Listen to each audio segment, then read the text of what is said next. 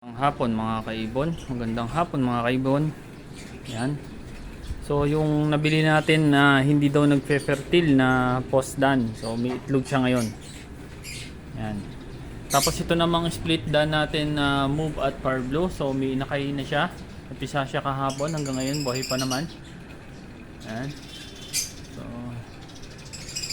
tapos yung ating Parblo pastel na Postino at yung Lutino, yung tatlong inakay ngayon. May green opa pastel na split ino. Dalawang, bali tatlo na pala. Ayan, ang ating visual done na Parblo at green opa. So yung ating RF line na back to back na green opa, yung cap post pail. Ito yung ating back to back na Parblo pail opa hen at split opa cap. So may inakay ito na ang inakay niya ay isang mauve opa pail at Parblo opa pail. Ayan. Tapos ito pinagpares ko, kinalas ko yung kapares niya. Dilute, Parblo opa dilute at Parblo split opa pail. Ayan. Tapos sa nursery, meron dyan tatlong blue na split sa dan na ang parents niya ay Parblo dan at blue split dan na hen. Ayan. Tapos yung Lutino na natin na nada ay yung opapil pala na nadali na naman ng daga. So ayan, puro sila duguan. Puro dugo. Ayan. Nandito naman yung mga Parblo natin. Parblo post ino. Tapos ito yung mga split ino natin. Tsaka albino at yellow bull opa na split sa ino. Ayan. Mga pamature rin, yung breeder. Ito flight cage. Flight cage mga pinapahinga, may mga proven hen pour out. Ayan. Mga post ino, merong pail. Saka yung isa dyan, RF line, yung wing. Ito. Ayan, RF line yan. Ayan. Dito naman, ang sinalang ko dito ay Parblo opa post ino at saka albino. Dito ay dilute. Bio dilute at blue opa tail na hen.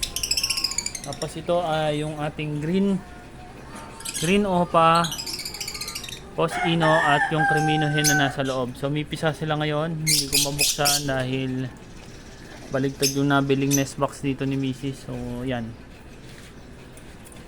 hindi natin mabuksan. Tapos dito naman yung ating albino at cremino. So albino cock at cremino hen. So may pisa na sila ngayon. Ayun. So nakapisa na sila. Ayan yung ating cremino hen na snake eye. Ito yung albino snake eye din yan.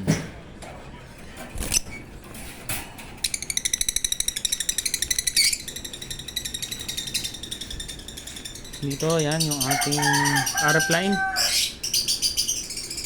Banded na sila. Dito mga postdan, isang opa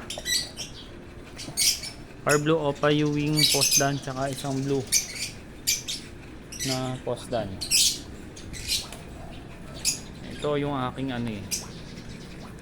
producer ng mix. Yung Parblo cock niya pala ay post pail.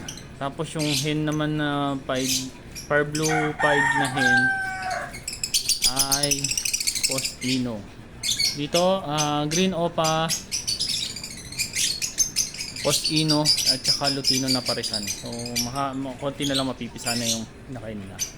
Ito back to back natin na green opa pail. Ayan. Solid yan. Yung cock dyan, nabili natin kay Rondungo. So, napaka-solid na breeder. Ayan. Kaya lang yung anak nila yung nasa nursery kanina na nadali ng daga.